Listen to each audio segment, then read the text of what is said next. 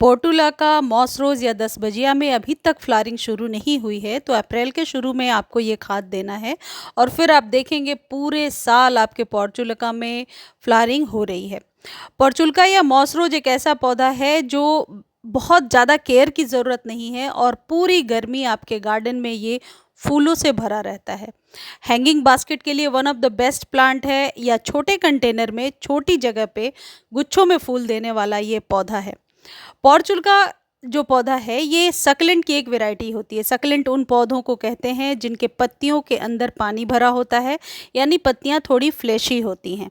तो सबसे पहली ये चीज़ है कि यदि अभी तक फ्लावरिंग शुरू नहीं हुई है तो जो सबसे बड़ी गलती हम करते हैं वो क्या है कि जैसे जैसे गर्मियाँ शुरू होती हैं, बढ़ती हैं, सभी पौधों को जब हम वाटरिंग करते हैं तो पॉर्चुलका में भी वाटरिंग करने लगते हैं। इस चक्कर में पॉर्चुलका का पौधा सिर्फ पत्तियां निकालता है या रूट्स गल जाती हैं या पौधा बर्बाद हो जाता है, लेकिन फ्लावरिंग नहीं हो पाती है। तो ये वो पौधे हैं जो कम पानी में ज़्यादा फूल देते हैं। देखिए जैसे मेरा ये पौधा आपको दिख रहा है, इसमें बहुत अच्छी फ्लावरिंग होने लगी थी, लेकिन किसी वजह से इसमें पानी ज़्यादा चला गया और ये पौधा ऐसे यहाँ से गलने लगा, इसकी रूट्स गलने लगी हैं। तो सबसे बड़ी जो हम कहते हैं हमसे गलती हो जाती है कि पॉर्चुलका में भी हम वैसे ही वाटरिंग करते हैं जैसे अपने सभी पौधों को करते हैं। ऐसा कभी भी आपको नहीं करना है। यदि आप पॉर्चुलका में डेली वाटरिंग करेंगे या गर्मियों में सुबह शाम दोनों टाइम वाटरिंग करेंगे तो इस तरीके से इसकी रूट्स गल जाएंगी और पौधा फ्लावरिंग बिल्कुल भी नहीं करेगा। तो पॉर्चुलका जितना ही आप कह सकते हैं ड्राउट हो यानी सूखा हो, उसमें फूल उतने ही ज़्यादा लिए जा सकते हैं। जैसे कि देखिए ये मेरा पौधा है, ये कटिंग से लगा रखा है मैंने, इसमें छोटी छोटी न्यू ग्रोथ आपको दिख रही है। ये ग्रोथ इसलिए हो पा रही है क्योंकि सॉइल जो है वो वेल ड्रेन तो है लेकिन काफ़ी ड्राई है। तो ये बात आप समझ चुके होंगे कि डेली वाटरिंग नहीं करनी है। गर्मियों में भी पॉर्चुलका को आप 2 दिनों पर एक बार पानी दीजिए, लेकिन मेक श्योर कि पानी जो है वो ड्रेनेज से बाहर निकल जाए और गमले में इकट्ठा ना हो। अब दूसरी टिप ये है कि ऐसा क्या करें कि ज़्यादा से ज़्यादा फूल ले पाएँ। यदि पॉर्चुलका आप न्यू लेकर आ रहे हैं या पहले से आपने गार्डन में लगा रखा है, वो 3-4 इंच के हो चुके होंगे, तो आपको पहली फ्लावरिंग नहीं लेनी है। ऊपर से 2-2 इंच कुछ इस तरीके से पिंच कर देना है। पिंच करने से आप अपने पौधे पर ज़्यादा फूल ले पाएंगे, पौधे की लाइफ भी लंबी होगी और पौधा बुशी भी होगा। यदि पहली ही फ्लावरिंग आप ले लेते हैं तो ये पौधा अपनी एनर्जी बाद में नहीं दिखाता और पूरे साल फ्लावरिंग नहीं करता। सिर्फ एक बार बहुत अच्छे से फ्लावरिंग करने के बाद ये पौधा बिल्कुल आप कह सकते हैं शांत दिखने लगता है। तो इस तरीके से आप 1-1 इंच ऊपर से कटिंग, 1 इंच या 2 इंच कटिंग निकाल लीजिए। इस कटिंग को फेंकना नहीं है, वापस आप इसे रीग्रो कर लीजिए, क्योंकि पॉर्चुलका ही एक ऐसा पौधा है जिसकी 1 इंच की कटिंग को भी यदि आप मिट्टी में दबा देते हैं तो ये बहुत जल्दी ग्रो हो जाता है।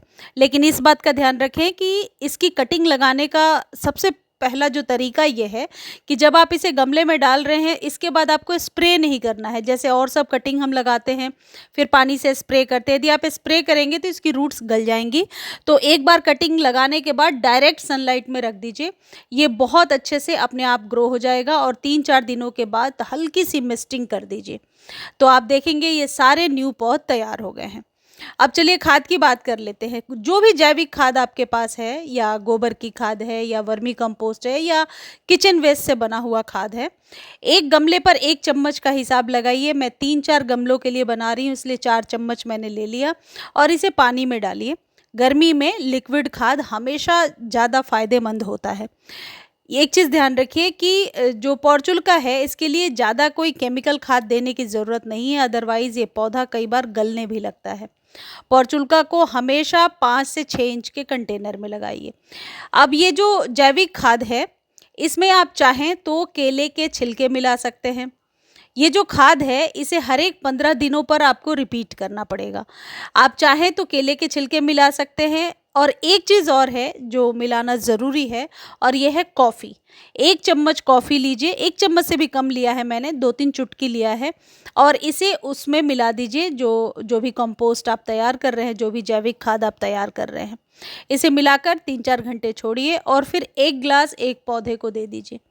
आप चाहें तो इसे और पानी मिला कर के बढ़ा सकते हैं, क्योंकि मैंने 1 ग्लास ही बनाकर दिखाया है। आप इसमें ज़रूरत के अनुसार पानी मिला लीजिए और फिर पॉर्चुल्का को दे दीजिए। लिक्विड खाद देने से इंस्टेंट रिज़ल्ट मिल जाता है, रूट्स तक बहुत जल्दी खाद पहुंच जाता है।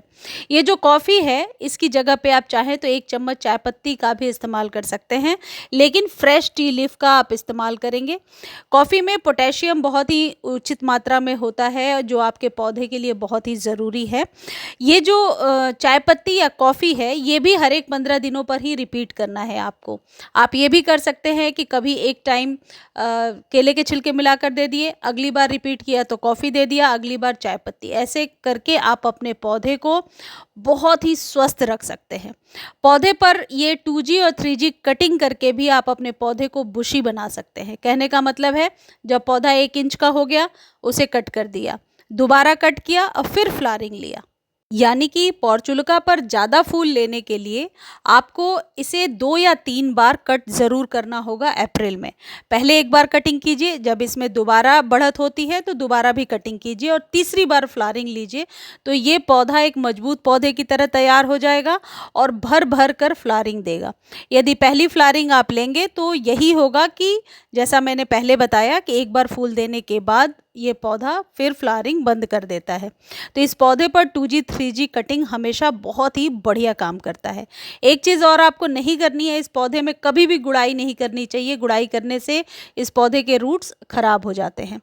पानी ज़्यादा नहीं देना है और फुल सनलाइट का पौधा है, इसे आप पूरे दिन के सनलाइट में रखिए और इसकी कटिंग को किसी भी सीज़न में ग्रो किया जा सकता है।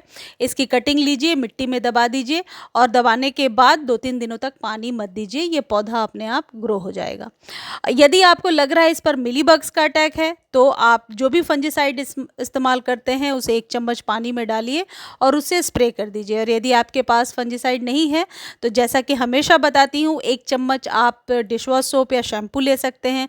ये भी नहीं है आपके पास तो लौंग के पानी का इस्तेमाल कर सकते हैं। लौंग या हींग को आप गर्म पानी में थोड़ा सा बॉयल कीजिए, पानी को ठंडा करके छानिए और फिर उससे स्प्रे कर दीजिए। इससे पौधे में बढ़त भी होने लगेगी और पौधे पर जो भी मिलीबग्स वगैरह का अटैक है वो ठीक हो जाएगा। मुझे उम्मीद है जानकारी आपको अच्छी लगी होगी। जानकारी अच्छी लगती है तो चैनल को लाइक, शेयर और सब्सक्राइब करना ना भूलें। धन्यवाद।